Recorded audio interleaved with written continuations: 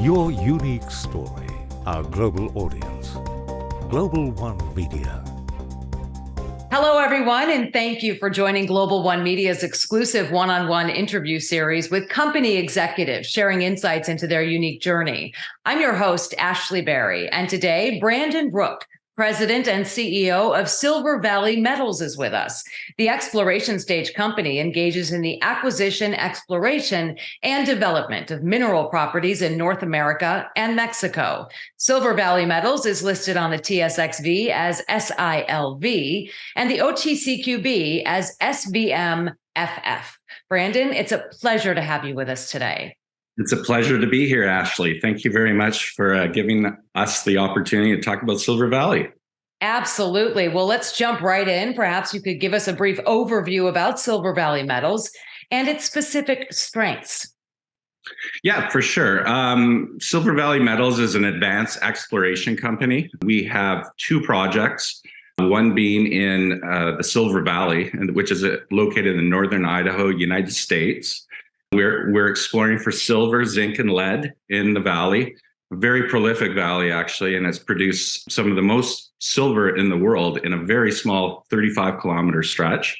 So a really, really good land position and something that's more advanced as well.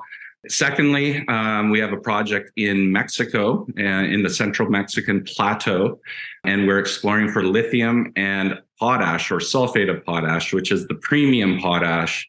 And we have a resource there, and it's from surface, et cetera. We can get into that a little bit later. Absolutely. So, you're talking about Mexico, the project. Maybe you could provide us with a comprehensive overview. If I'm correct, it's a MexiCan project, considering it's one of the two tier one projects that Silver Valley Metals has in its portfolio. Yeah, for sure. I classify it as these are as tier one projects because these projects have scope, they have scale, size, something that I believe, a mining major will be very interested in at some point in time as we develop these. So therefore the tier one quote, I suppose. The MexiCan project is, like I was saying earlier, it's located in the central Mexican plateau. Lithium and potash, it is, we have defined an inferred resource on surface. Okay, very important. It's on surface, and it's only been developed to 5 meters depth. So we have a lot of room to go here, to develop this. What's really interesting is you actually said, and the significance of it being on surface. Perhaps we can touch on that and explain to our viewers why that's so important and significant. Yeah, so our asset or our deposit is in unconsolidated sediments. Okay, when we look at some of our peers in where their lithium is hosted, it's in clay stones. There's also other ways, other hosts of lithium as well, but we're in the sediments. It's unconsolidated though, thus far that we know. And essentially you can take a shovel to this, a pick and a shovel and a dump truck, so to speak. And then we need to separate this out, through these different technologies that have been developed over the last several years. And we're looking at a lot of that. But the significance being that there is no strip on this. Everything that we have is lithium or potash, so that's very significant. And you talk about that. I think breaking it down in layman terms is really helpful. When you talk about you can literally just take a shovel to it, I think everybody understands what that means. It also boasts millions of tons of sulfate of potash, thousands of tons of lithium carbonate equivalent. Maybe you could quantify the exact deposit amounts and detail their significance. For sure. Yeah, absolutely, Ashley. We have thus far defined 243,000 tons of lithium carbonate. When we see it trading over $40,000 a ton right now, we see that as very significant, especially that this is only in the first 5 meters. The sulfate of potash, we have 12.3 million tons of it defined thus far in the first 5 meters. And this comes from 120 million tons of sediments defined of this deposit. So what we are finding is that we believe the basin of these unconsolidated sediments, and they will become more consolidated as you go on depth, is minimum 25 meters up to, anywhere up to, we think 50 to 75 meters. We're looking to develop this and to add to this resource. I think it's going to be a very efficient, easy way of, drilling in these sediments and putting a multiple on this deposit, I think is very realistic. And really impressive numbers there. So given recent industry developments and trends, such as the current nationalization of lithium, how does this impact the MexiCan project? Well, it certainly does impact the MexiCan project. The decree came down from the president approximately 1 year ago, nationalizing lithium. What I do want to stress with our dual commodity deposit is that does not impact the sulphate of potash aspect of our deposit, just the lithium aspect. And what we've done in our approach to this is it's taken some time for the government to formalize the national lithium company called LitioMX.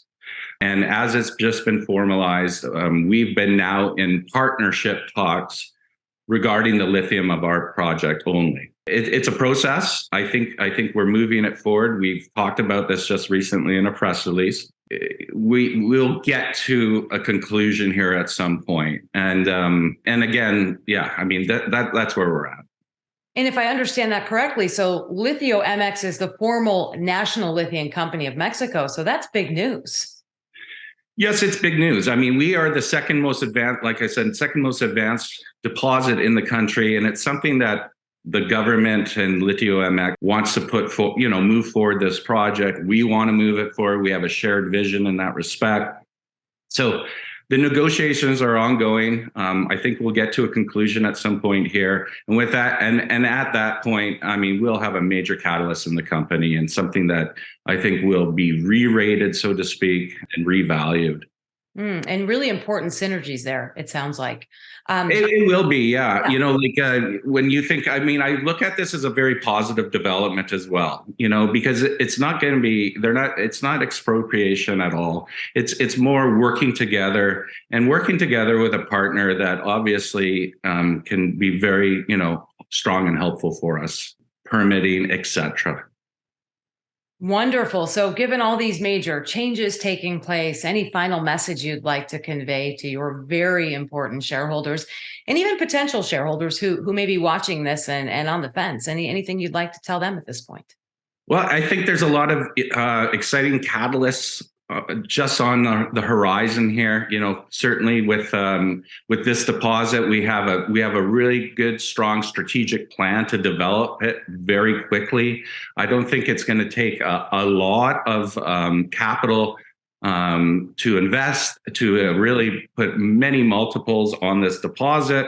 So there's a lot of excitement in that regard. When we talk about how much we have already in the first 5 meters of the deposit. And secondly, we also have our other project that is active right now in the Silver Valley. And for sure, we should get some time together again and follow up on that project. But shareholders, we're going to get a lot of catalysts coming out of that as well.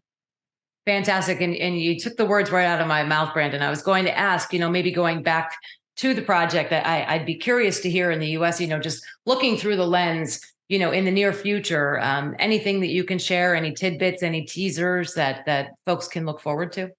Well, for sure. We've just reinitiated our next exploration program, which is essentially going to set us up for a very accurate drilling program come late summer, early fall. Great. So a lot of geology, a lot of exciting things to talk about in the Silver Valley. I think it'll probably deserve another segment. Wonderful. Well, we look forward to that. We look forward to bringing that information from you to our viewers. Brandon Rook, President and CEO of Silver Valley Metals. Such a pleasure talking with you today. We look forward to sharing more with our audience. Thanks, Ashley. I appreciate it.